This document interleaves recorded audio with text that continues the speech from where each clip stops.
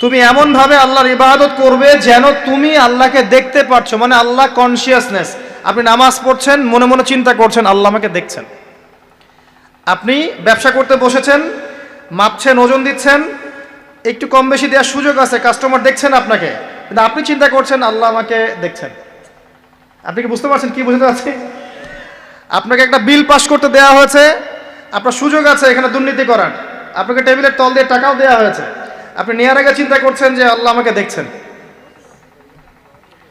আপনি আপনার বান্ধবীর সাথে পড়াশোনা করছেন ফ্রি মিক্সিংয়ে, আপনার বান্ধবী আপনাকে প্রপোজ করছে, চলো আমার সাথে একটু কফি খাও, চলো না একটু ঘুরে আসি, বান্দরবন ঘুরে আসি, চলো না একটু ঘুরে আসি। ঘুরলে কি সমস্যা? বন্ধু বান্ধব একসাথে ঘুরতেই পারে, আর আমি তো তোমাকে ভালোবাসি, তোমাকে বিয়ে করবো, সমস্যা কোথায়?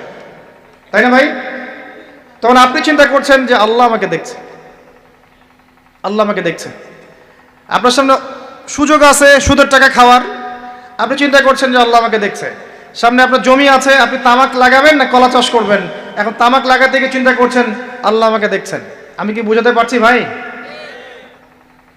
এইভাবে প্রতিটা কাজ করা যে আল্লাহ আমাকে দেখছেন, এই চেতনার নাম হচ্ছে ইহসান। কি নাম?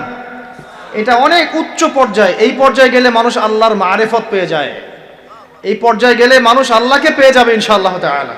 যখন একজন মানুষ প্রতিটা কাজে ফিল করবে যে আল্লাহ আমাকে দেখছেন। এই যে আপনি রোজা রাখবেন, খাবেন না, পানাহার করবেন না, বাথরুমে গিয়ে পানি খেতে পারেন না, কেউ দেখবে? কেন খান না? কি জন্য খান না? মনে করেন না যে আল্লাহ আপনাকে দেখছেন? এইটাই হলো ইহসান, যে আপনি চিন্তা করছেন আল্লাহ আমাকে প্রতিটা কাজেই দেখছে। আপনি আল্লাহ বিরোধী কোনো কাজ করতে পারি না, আল্লাহ আমাকে দেখছেন। আমি কারো প্রতি জুলুম করতে পারি না, আল্লাহ আমাকে দেখছেন। বোনের সম্পত্তি আত্মসাৎ করতে পারি না আমি, আল্লাহ আমাকে দেখছেন। নামাজ না পড়ে আমি বাসায় ঘুমিয়ে থাকতে পারি না, আল্লাহ আমাকে দেখছেন। যাকাত না দিয়ে আমি থাকতে পারি না, আল্লাহ আমাকে দেখছেন। রমজানের রোজা না রেখে আমি থাকতে পারবো না, আল্লাহ আমাকে দেখছেন। আমি পর্দা না করে বেহায়ের মতো চলতে পারি না, আল্লাহ আমাকে দেখছেন। এই চেতনার নাম কি? ইহসান। মনে থাকবে ভাই। নবীজি বলছেন আনতা আবুদুল্লাহ কাআন্নাকা তারাহ ওয়া ইল্লাম তাকুন তারাহ। আর তুমি যদি আল্লাহকে সচক্ষে দেখতে না পারো, কারণ আল্লাহকে তো দুনিয়ার চোখ দিয়ে দেখা সম্ভব না, এটা মনের চোখ দিয়ে ফিল করা যায় আল্লাহ আমার কাছে আছে।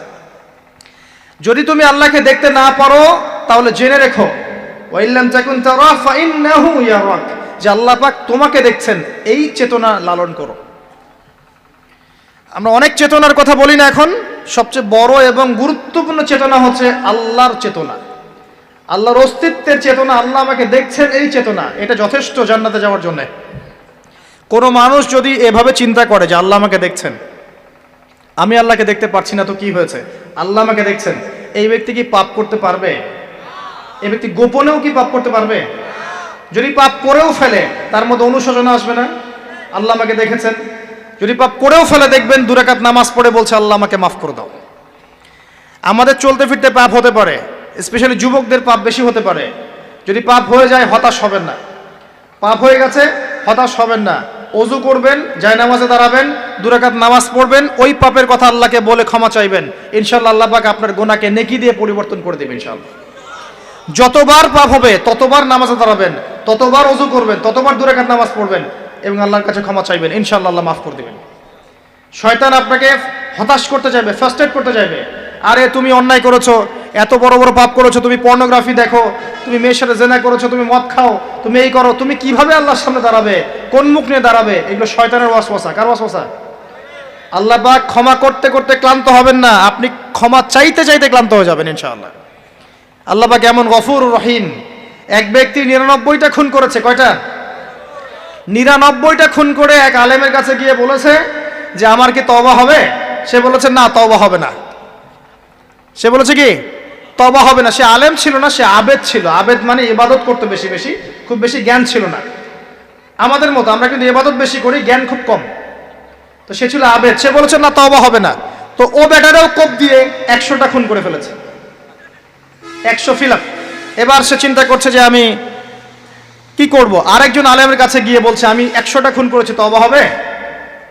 তো এই আলেম সত্যিকারের আলেম ছিলেন, তিনি বলেন হ্যাঁ তওবা হবে, তুমি ইস্তেগফার করো এবং এই এলাকা থেকে চলে যাও, অন্য এলাকায় গিয়ে থাকো, অন্য একটা এলাকায় গিয়ে থাকো, এখানে তোমার স্মৃতি জড়িত আছে, অন্য জায়গায় হিজরত করে গিয়ে থাকো। তো সে ব্যক্তি চলে গেল, যাওয়ার পথে তার মৃত্যু হয়ে গেছে। আল্লাহ পাকের ফেরেশতা চলে এসেছে, আযাবের ফেরেশতা এবং জান্নাতের ফেরেশতা তারা নিজেদের মধ্যে এখন তর্ক করছে কে রূহটা নেবে, আত্মাটা কে নেবে।